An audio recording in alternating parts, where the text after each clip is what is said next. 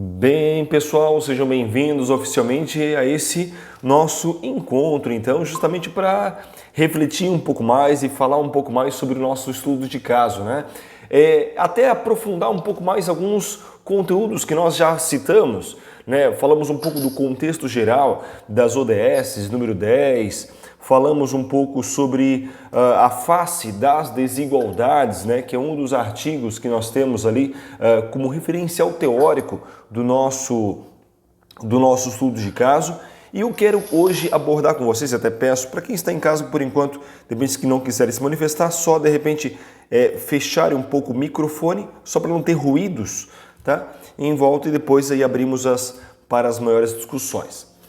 O que nós temos que nos aprofundar hoje é sobre um dos documentos que nós temos no nosso estudo de caso, lembrando que esse estudo de caso ele reflete o geral e realmente pratica o local, né? O grande foco é esse, nós entendermos o que acontece de um âmbito global, o que acontece em um âmbito mais nacional e a partir disso aplicar, né, ou melhor, escrever em um texto dissertativo, argumentativo, qual seria a possibilidade de uma aplicação prática naquilo que possamos colocar a mão na massa na nossa comunidade, na nossa escola, né? Lembrando a vocês da área da educação que se envolvem com a área tanto da pedagogia como psicopedagogia, educação especial, que possamos então colocar isso na mão na massa com os nossos alunos na escola ou mesmo em outros diferentes então contextos.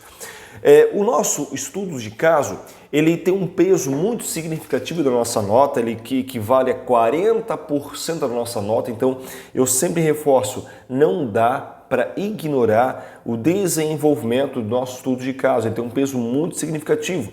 Por mais que nós nos envolvemos com nossas provas, nossas APOLs, né? Se não realmente fazermos nosso estudo de caso, realmente seremos prejudicados porque não atingiremos, né, aquilo que pede, que é o 60%, né, 70% na verdade mínima, com a soma das médias das outras notas que nós tiramos. Então é muito importante nesse sentido. Estamos agora no mês então de outubro, vivenciando então os Objetivos de Desenvolvimento Sustentáveis número 10, né, que é o nosso último estudo de caso agora desse ano de 2022, né, mirando agora aí os nossos últimos portfólios com módulo C2. Mas o que nós temos que, para além, né, de entender as principais perguntas que vão nortear as nossas respostas, entender que essa resposta ela deve ser costurada pensando nas perguntas, e não exatamente escrevendo as perguntas. Então, nós vamos nos inspirar nas perguntas que nós temos e, a partir disso, colocando o nosso texto, podemos fazer esse texto no próprio Word, por exemplo, e desenvolver esse texto costurando. Primeira questão, ia lá começar a desenvolver um texto com uma ordem mais geral, mais global, falando da ONU ou a relação com outros países, por exemplo.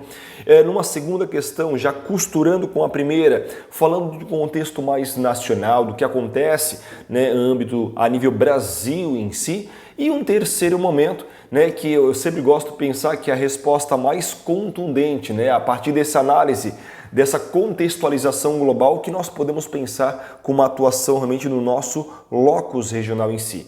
Realmente atuação na sua cidade, Itajaí, Balneário, Navegantes, Penha, aquilo que nós podemos então colocar na prática nesse sentido. E outros conteúdos, até se você realmente que está aqui com a gente no próprio webconferência do Google Meeting, certo? Ou mesmo você que está aqui com a gente no Instagram, todos os nossos conteúdos eles são colocados, né, no YouTube, ou seja, todas essas lives que nós fazemos aqui, essas webconferências, elas são gravadas e são colocadas no YouTube e ficam disponibilizadas lá no YouTube gratuitamente, né, no canal da Uninter Polo de Itajaí. É uma forma também que a Uninter tem aqui do Polo para contribuir com a própria comunidade, com os conteúdos acadêmicos, aquilo que os alunos estão produzindo, né? A contribuição do polo realmente na formação tanto dos estágios como do TCC, as aulas práticas, que acontece muito nas aulas de educação física, por exemplo, contribuindo com a própria comunidade. Então, se inscreva lá no canal da Uninter Polo de Itajaí para que você receba também na sua playlist específica, né, os conteúdos que são atualizados então nessas devidas playlists. Mas o foco, né, do nosso encontro de hoje aqui é justamente falar de um dos textos, de um dos sites, na verdade, que vão nos nortear a nossa resposta, que é o site do Instituto Brasileiro de Geografia e Estatística, o próprio IBGE, que vai falar realmente, além desses dados estatísticos, vai dar realmente uma síntese de alguns indicadores sociais e realmente dando um certo significado a isso, ou seja, analisar a própria qualidade de vida e essas relações do bem-estar, né, das pessoas, das famílias, dos grupos populacionais, essa efetivação, né, de direitos humanos e sociais, assim como esse acesso, né, a esses diferentes serviços que são propostos pelo próprio Estado, bem como essas oportunidades, né? E por meio de esses indicadores que vão visar contemplar essa heterogeneidade da sociedade brasileira sob essa perspectiva das desigualdades sociais. Então existe realmente esse processo heterogêneo muito grande.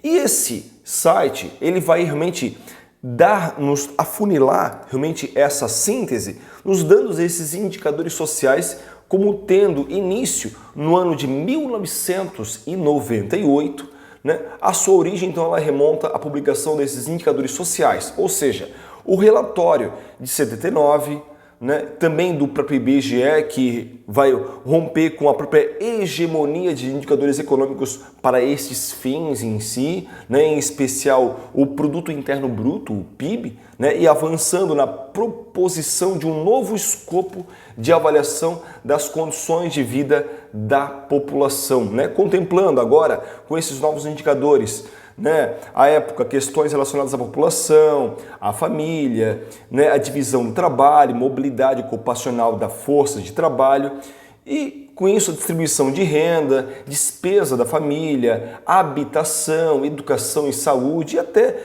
mesmo a edição que nós temos recente, a edição de 2016, ela vai então atualizar, de certa forma, que essa pesquisa por amostra de domicílios, ou seja, enquanto que nós temos aí no ano de 79 até 98 alguns indicadores que reforçam muito o próprio produto interno bruto, agora nós temos alguns indicadores que vão colocar outras variáveis, né, variáveis essas mais sociais, como o próprio PNAD, que ela vai constituir basicamente, né, a sua principal fonte de informação, ela vai contemplar outras estatísticas, ou seja, tanto do IBGE, o do IBGE em si como fontes externas, né, como o próprio encerramento do PNAD em si e a sua substituição pela Pesquisa Nacional por Amostras de Domicílios, né, o PNAD ele ainda vai continuar estas pesquisas, né, como fontes principais de informações de estudo, que vai somar também com isso, né, outras estatísticas internas e também externas. E ao longo da existência desses dados estatísticos, desses institutos que elencam esses conteúdos, os estudos com isso têm procurado abarcar uma série de informações essenciais para esse mapeamento das desigualdades, né, e esses efeitos sobre a realidade social brasileira, mirando sempre, né, ou seja, com vistas não só à própria incorporação desses assuntos atuais e relevantes para políticas públicas, né, que possam realmente dar base teórica à própria política pública que possa estar surgindo com isso, como também aprofundamento dessas análises a partir desses eixos das desigualdades, tanto que falamos de desigualdade de gênero, de cor, de raça, de grupos, né, de idade em si. E a periodicidade do estudo, né, tanto do PNAD, ele é uma periodicidade anual, exceto nos anos realizados no censo demográfico, né? A sua abrangência geográfica, então, é também nacional.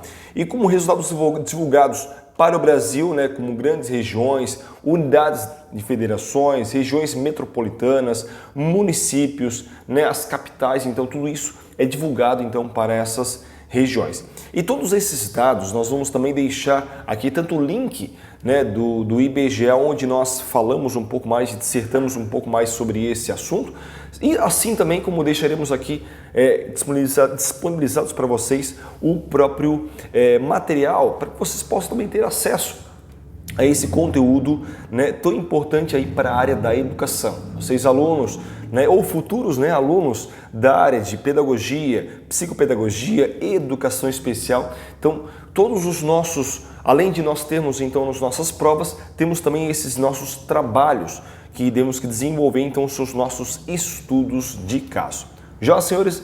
Bem, agradeço vocês que brevemente entraram aqui na nossa live, Bianca, Flávio, Eugênio, Ed Couto, né? A vocês que estão em casa aqui no próprio YouTube, agradeço a vocês estarem clicando, né, e aumentando o ranqueamento dos nossos inscritos aqui no próprio YouTube. E encerro com vocês, depois vão lá no próprio YouTube e se inscrevam no canal da Uninter Polo de Itajaí para vocês receberem sempre as suas atualizações. Encerro com vocês e continuo com vocês aqui que estão comigo na webconferência. Um abraço a vocês e até um próximo momento. Tchau, tchau.